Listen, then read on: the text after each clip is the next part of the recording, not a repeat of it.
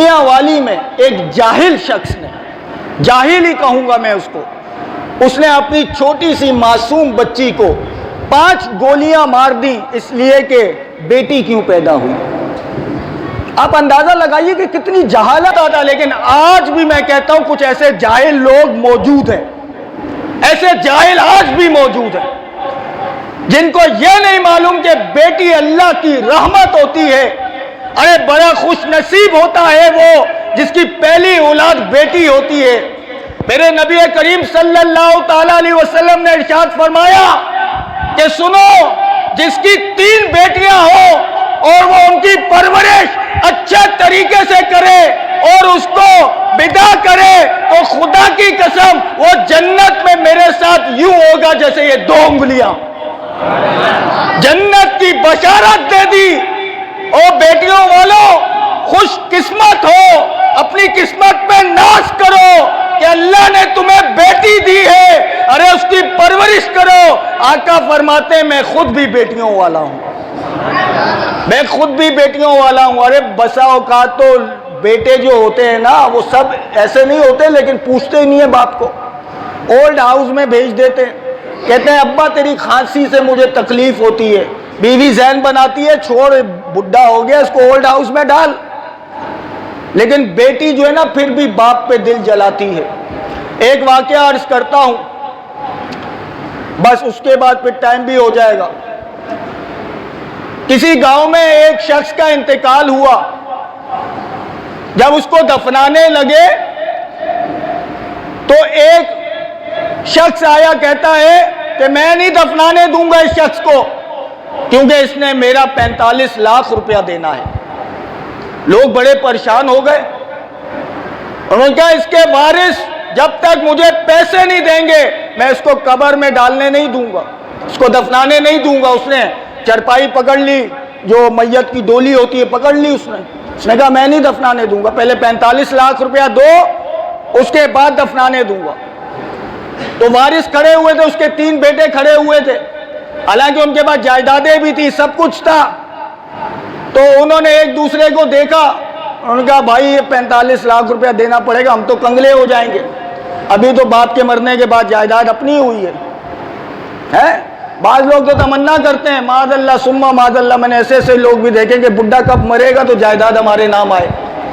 بیویاں ذہن بناتی ہیں بھائی تیرا حصہ ہے، تو کیوں نہیں مانگ رہا ہے، تو کیوں نہیں مانگ رہا۔ اور بعض ایسے جاہل لوگ بھی میں نے دیکھے ہیں کہ گھر میں بیٹی پیدا ہو جائے تو ساس جو ہے بہوؤں کو تانے دیتی ہیں۔ اگر بیٹے 2 ہونا، ایک کا بیٹا پیدا ہو ایک کی بیٹی پیدا ہو، تو جس کا بیٹا پیدا ہوتا ہے نا اس کو بڑا خوشامد ہوتی ہے اس کی، اور جس کی بیچاری کی بیٹی پیدا ہوتی ہے نا اس سے ذرا منہ بناتی ہے۔ اور شرم کرو، دھوپ مرو، تم بھی تو ایک بیٹی تھی نا کسی کی ہے۔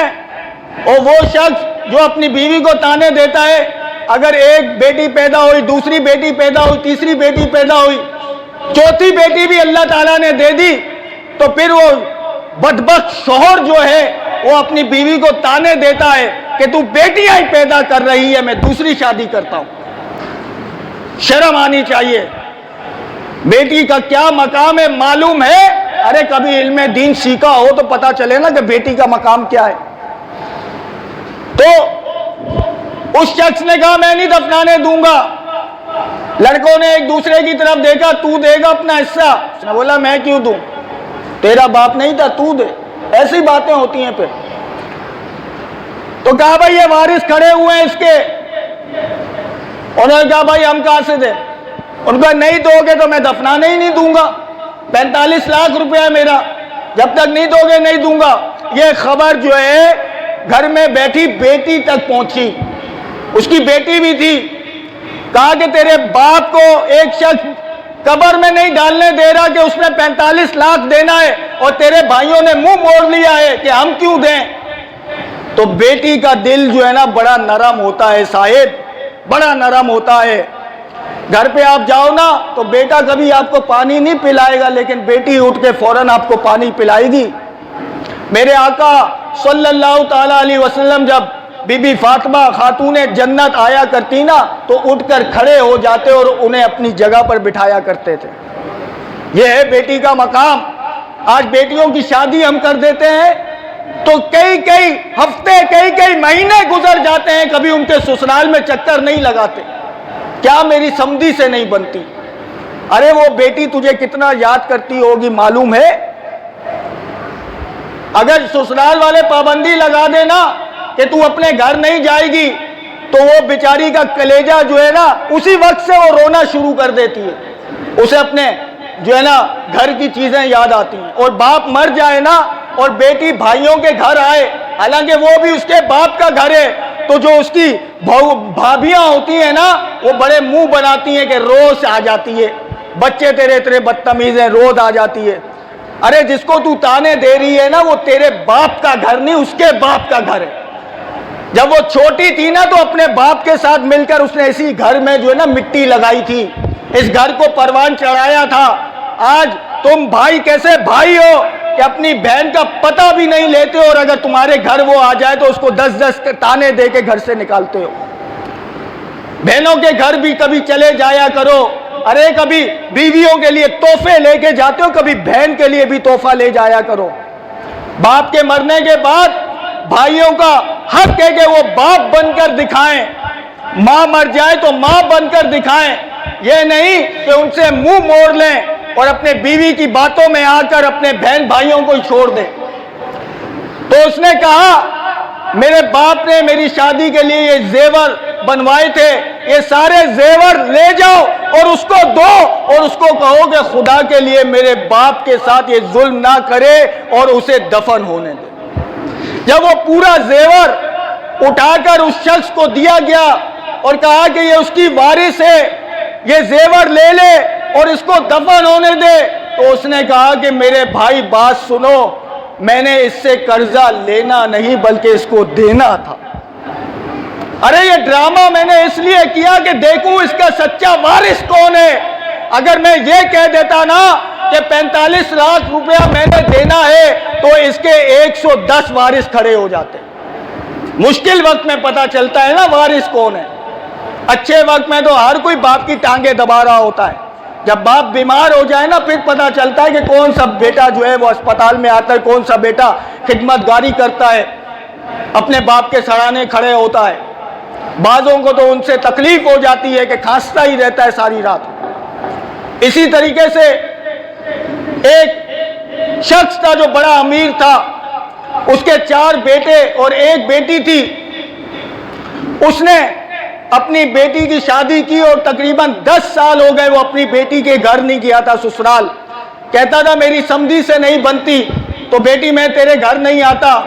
بیٹی بیچاری ہر عید پر انتظار کرتی تھی، لوگ چاند دیکھنے کے لیے چھت پہ چڑھتے تھے اور وہ دروازے میں کھڑے ہو کے باپ کا انتظار کرتی تھی، بھائیوں کا انتظار کرتی تھی۔ بھائیوں سے تو کوئی امید ہی نہ رکھو نا، بھائی تو بہن کے گھر کے پاس سے گزر جاتے ہیں لیکن توفیق نہیں ہوتی اوپر جا کر اس کو دیدار ہی کر لیں، اس کی خیر خبر ہی معلوم کر لیں یا فون کر کے ہی پوچھ لیں۔ اللہ ماشاءاللہ، اللہ ماشاءاللہ، سب کی بات نہیں کرتا ہوں۔ تو باپ نے اسے جگہ نہیں دی۔ ہمارے میں تو یہ بھی ہوتا ہے نا بیٹیوں کو حصہ نہیں دیتے، وہ بیٹیوں کا حصہ نہیں ہوتا، قرآن نے حصہ مقرر کیا ہے بیٹیوں کا۔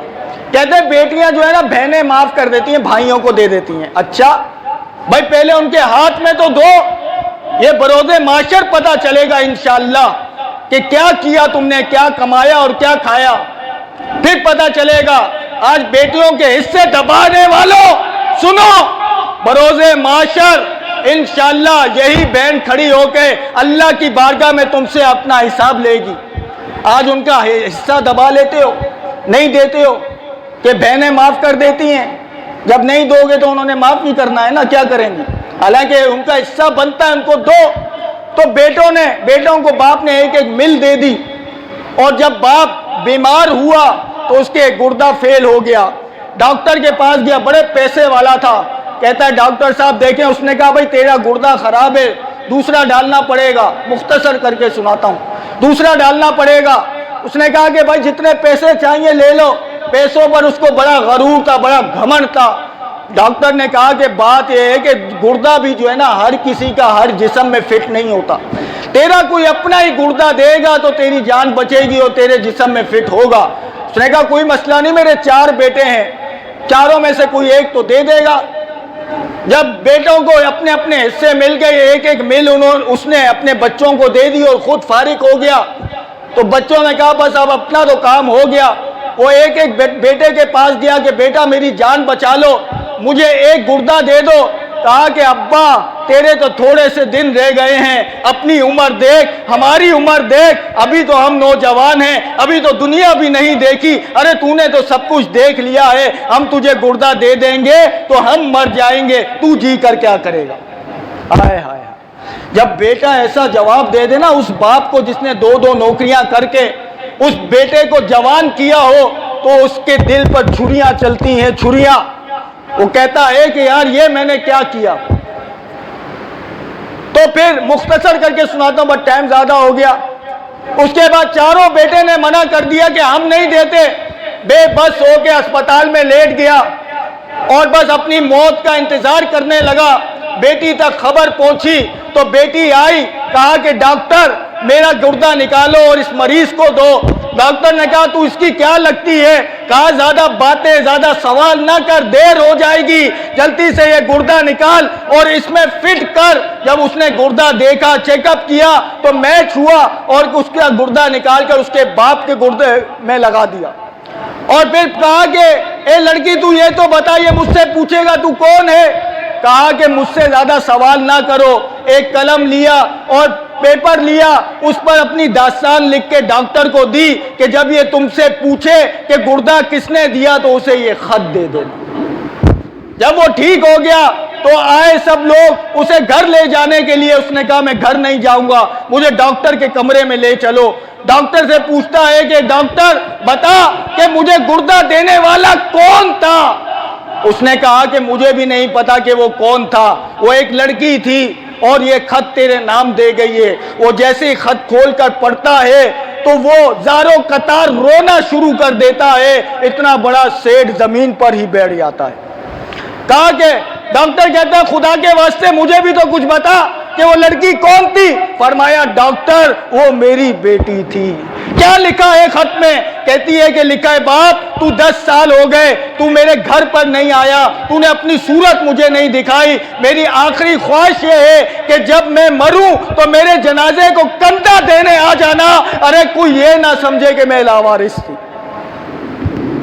تو میرے مسلمان بھائیوں بیٹیوں کا بڑا مقام ہے، اللہ تبارک و تعالی ہمیں سمجھنے کی توفیق رفیق مرحمت فرمائے۔ جن حضرات نے سنتیں ادا نہیں فرمائی سنتیں پڑھ لیں۔